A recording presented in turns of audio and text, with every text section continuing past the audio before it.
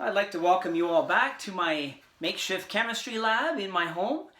Very exciting times. We just got through Mother's Day and we've had a bit of snow. But I'm not going to declare today a snow day. Even though we've had a few flakes here, things are looking better and better weather-wise, and I hope that you're all hanging in there and enjoying life to the best of your ability. In the middle of all of that, we'll do a little bit of chemistry to take your mind off of things that may be keeping you awake at night. So let's take a look at some Chapter 9 stuff. We're all done with the Chapter 8, which deals with solutions, concentration, percent, volume for volume, mass for volume, molarity. Now we're moving on into the solubility portion.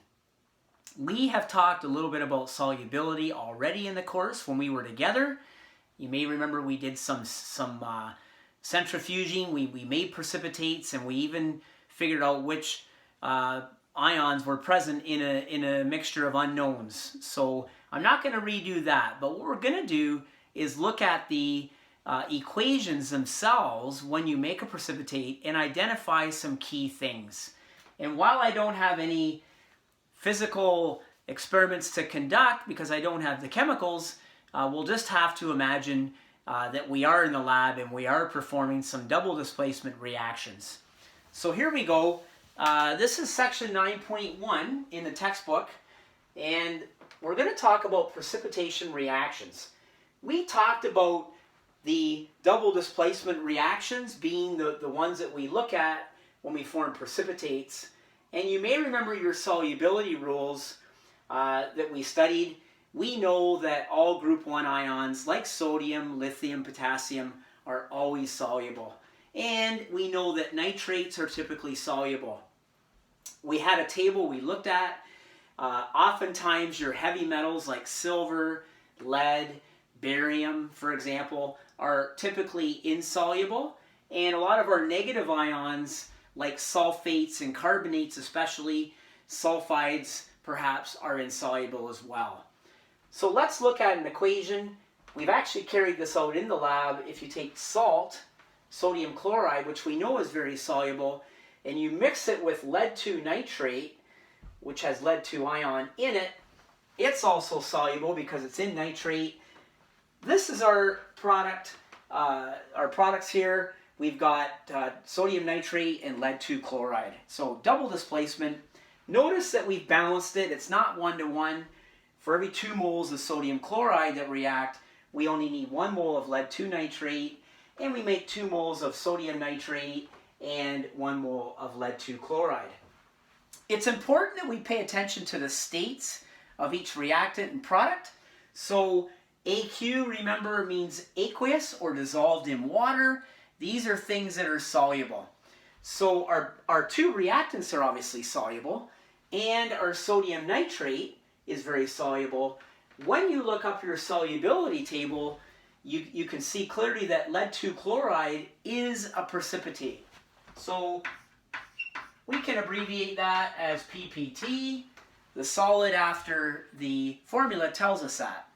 This is what we call a molecular equation. Now, what we're going to do here is sort of break this molecular equation up into ions and take a look and see what happens to it. So if you have a container of salt or sodium chloride, really it's a bunch of ions all mixed together. Okay, it's like an ionic soup, if you will. So we've got 2 sodium ions and 2 chloride ions in 2 moles of sodium chloride that's dissolved in water.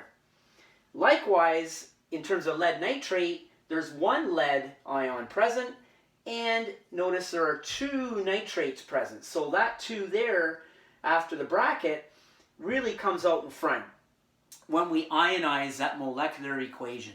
So we've got all of our ions that are aqueous on the reactant side. That's all we've done. It's kind of like an exercise in nomenclature in reverse, if you will. All we're doing is adding the coefficients from the balanced equation out front.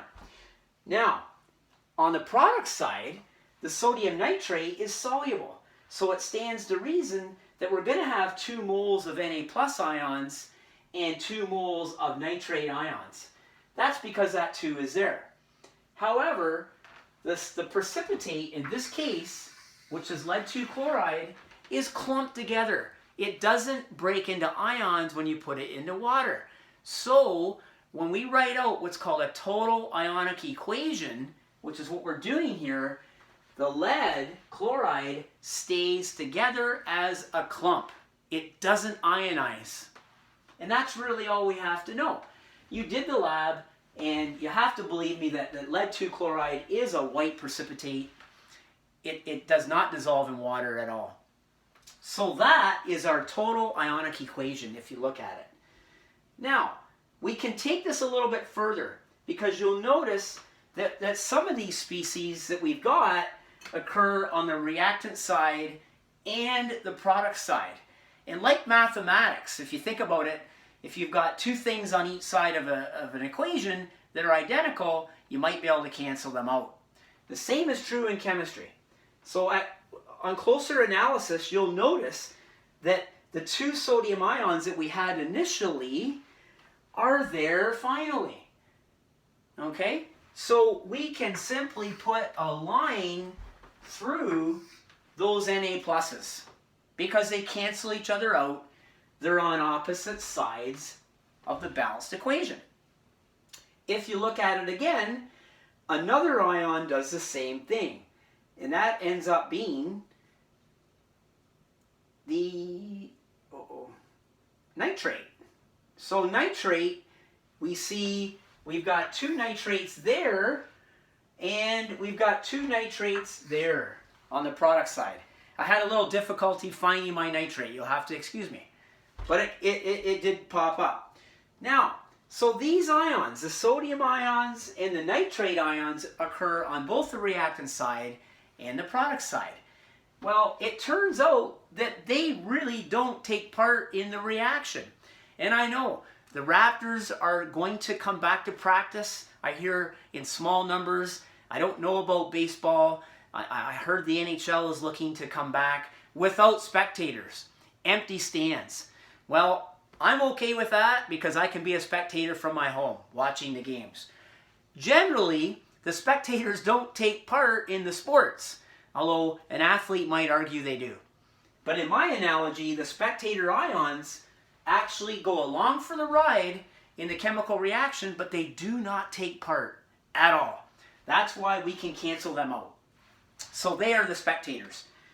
The real sports people in this equation really involve the lead and the chloride, because when they come together, they make this precipitate over here, the lead 2 chloride. And it might be a little bit easier if we put a circle around these just so you can see them. These are the things that cannot be canceled out on each side of the equation. Okay? But we know that if we put Pb2 plus together with 2 Cl minuses, indeed we get lead 2 chloride as our product. So at the end of the day, our net ionic equation is as simple as it seems. 1 mole of Pb2 plus aqueous reacts with 2 moles of chloride aqueous to make our precipitate PbCl2. And in this situation, our spectators, the ions that do not take part in the reaction, simply enough, are the sodium ions, which are aqueous, and the nitrate ions, which are also aqueous. So that is a quick look at taking a molecular double displacement reaction that makes a precipitate, making sure it's balanced, breaking it down into its individual ions. Again, a good review of your nomenclature from earlier on in the course, and canceling out ions that appear on both sides of the equation. Those are called spectator ions, and we can identify what those ions are. That's all there is to the precipitation reactions. We'll do another example just to reinforce the idea. I hope it helped.